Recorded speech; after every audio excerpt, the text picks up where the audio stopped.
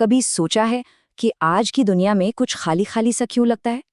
ऐसा महसूस होता है ना, जैसे हम सब कहीं रास्ता भटक गए हैं। तो आज हम एक बड़े ही, कह सकते हैं, प्रोवोकेटिव सवाल की तह तक जाएंगे। क्या हो अगर ईश्वर को हमने खोया ही ना हो? क्या हो अगर उसे हमसे दूर कर दिया गया हो? चलिए इस विचार को समझते हैं। तो आइए इस बेचैनी की जड़ को समझने की कोशिश करते हैं। देखिए, ये सिर्फ कोई मामूली उदासी नहीं है। ये एक बहुत गहरी आध्यात्मिक टीस है। एक ऐसा खालीपन है जिसे शायद हम सब कहीं न कहीं महसूस करते हैं, जैसे पूरी की पूरी जनरेशन इसकी पकड़ में हो। लेकिन सवाल वही है, आखिर ऐसा है क्यों?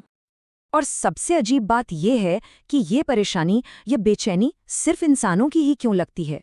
इसी बात पर ओशो का एक कोट है जो दिल को छू जाता है। पशु पक्षी भी अधिक आनंदित मालूम होते हैं। जरा सोचिए इसके बारे में।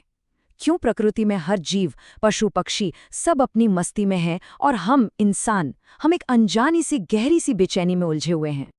तो फिर कौन है इसका जिम्मेदार? किसे दोष दे? चलिए अपनी इस पड़ताल के पहले हिस्से में उन लोगों या उन चीजों को देखते हैं जिन्हें अक्सर यूजुअल सस्पेक्ट्स माना जाता है, जिन पर हमेशा उंगली उठाई जाती है। तो ये यूजुअल सस्पेक्ट्स कौन हैं? नास्तिक, साइंटिस्ट, मटीरियलिज्म यानी भौतिकवाद, और हाँ, मॉडर्न एजुकेशन। आमतौर पर तर्क ये दिया जाता है कि इन्हीं चीजों ने, साइंस ने, पैसे की दौड़ ने हमें ईश्वर से दूर कर दिया है। लेकिन क्या सच में यही पूरा सच है? क्या यही असली वजह है? यहीं पर यह विश्लेषण एक बहुत ही दिलचस्प मोड़ लेता है। इसके मुताबिक हम समस्या को ही गलत ढंग से देख रहे हैं। असल में अंधेरा कभी दिए को बुझा नहीं सकता। ये सोचना ही गलत है। दिया बुझता है तब अंधेरा आता है, अंधेरा दिए को नहीं बुझाता। तो असल वजह वो बाहर नहीं, भीतर है। जरा इस पर गौर कीजिए।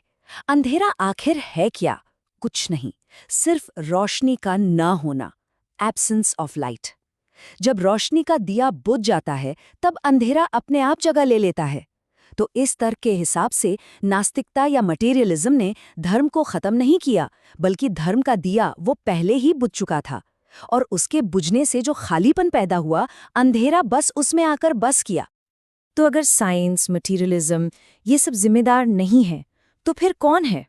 किसने बुझाया वो दिया? और यहाँ ये विश्लेषण एक बहुत ही शॉकिंग कल्प्रिट की तरफ इशारा करता है, और वो है आयोजित धर्म, यानी ऑर्गेनाइज्ड रिलीजन। इस पूरे विचार का निचोड़ इस एक कोट में मिल जाता है।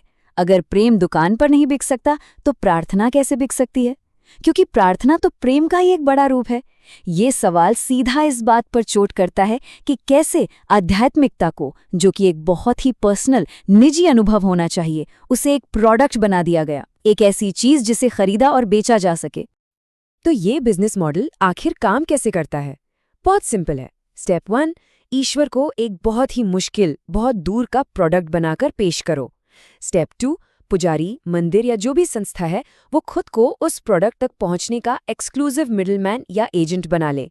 और स्टेप 3, अब जो कस्टमर है यानी आम इंसान, वो उस प्रोडक्ट यानी ईश्वर तक पहुंचने के लिए पूरी तरह से इस मिडलमैन पर निर्भर हो जाता है। सिंपल। अब आते हैं इस बिजनेस मॉडल के सबसे पावरफुल टूल पर। ये कोई तलवार या बंदूक नहीं है, बल्कि एक साइकोलॉजिकल ट्रिक है। और वो ट्रिक क्या है? ये आइडिया सबके दिमाग में बिठा देना कि ईश्वर को पाना बेहद बेहद मुश्किल काम है। और ये कोई आज की बात नहीं है। लगभग 3000 सालों से जनरेशन आफ्टर जनरेशन यही बात दोहराई गई है। और मनोविज्ञान कहता है कि जब एक बात को इतने लंबे समय तक दोहराया जाए, तो वो सच ना होते हुए भी सच लगने लगती है। ये हम सबके मन में एक साइकोलॉजिकल बैरियर, एक दीवार खड़ी कर देती है। ये साइकोलॉजिकल बैरियर कितना असरदार है, इसे समझने के लिए एक छोटा सा एक्सपेरिमेंट देखते हैं। इमेजिन कीजिए क्लासरूम। स्टूडेंट्स को 2 ग्रुप्स में बांट दिया गया। दोनों ग्रुप्स को सॉल्व करने के लिए सेम मैथ प्रॉब्लम दी गई, बिल्कुल सेम। बस एक फर्क था। ग्रुप 1 को कहा गया कि प्रॉब्लम बहुत ज्यादा मुश्किल है, और ग्रुप 2 को कहा गया कि प्रॉब्लम बहुत आसान है। नतीजे हैरान करने वाले थे। जिस ग्रुप को बोला गया था कि सवाल मुश्किल है, उसमें से सिर्फ 20% स्टूडेंट्स ही उसे सॉल्व कर पाए। वहीं दूसरे ग्रुप से, जिन्हें बोला गया था कि सवाल आसान है, 90% से भी ज्यादा स्टूडेंट्स ने उसे सॉल्व कर दिया। सवाल एक ही था, प्रॉब्लम सेम थी, तो बदला क्या? सिर्फ माइंडसेट, सिर्फ ये विश्वास कि काम मुश्किल है या आसान। ये एक्सपेरिमेंट साफ साफ दिखाता है कि अक्सर सबसे बड़ी रुकावट प्रॉब्लम खुद नहीं होती, बल्कि उसके मुश्किल होने का विश्वास होता है।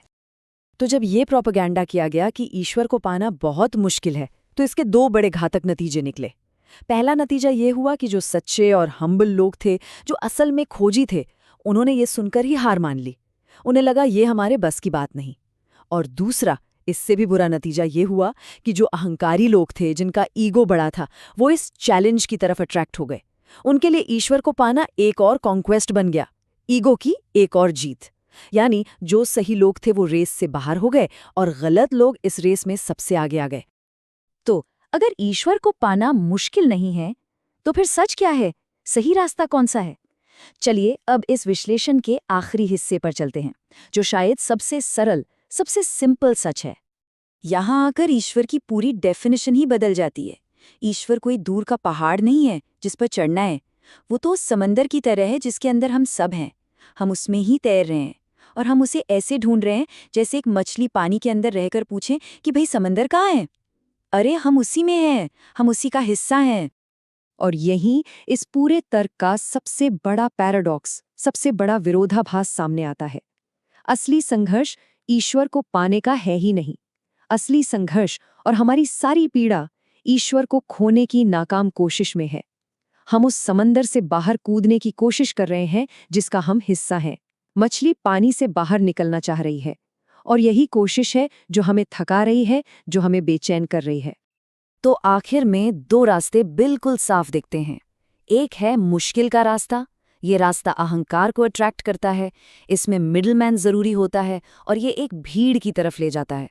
और दूसरा रास्ता है सरलता का, सिंप्लिसिटी का। इसके लिए विनम्रता चाहिए, ह्यूमिलिटी। ये एक डायरेक्ट एक्सपीरियंस है जिसके लिए किसी मिडलमैन की जरूरत नहीं, और ये हमेशा एक अकेले की, एक निजी यात्रा होती है। ये विश्लेषण साफ करता है कि सच की खोज वो कोई ग्रुप एक्टिविटी नहीं है, वो भीड़ के साथ चलने जैसा नहीं है। ये तो एक अकेले पंछी की उड़ान जैसी है, अपने आसमान में, अपनी रफ्तार से, बिल्कुल अकेले। तो ये सारी बातचीत हमें एक बहुत ही जरूरी सवाल के सामने लाकर खड़ा कर देती है। एक ऐसा सवाल जो हर किसी को खुद से पूछना चाहिए। हमारी सच की खोज, क्या वो एक ऐसी ही अकेली उड़ान है, या हम भी एक भीड़ का हिस्सा बनकर रह गए हैं?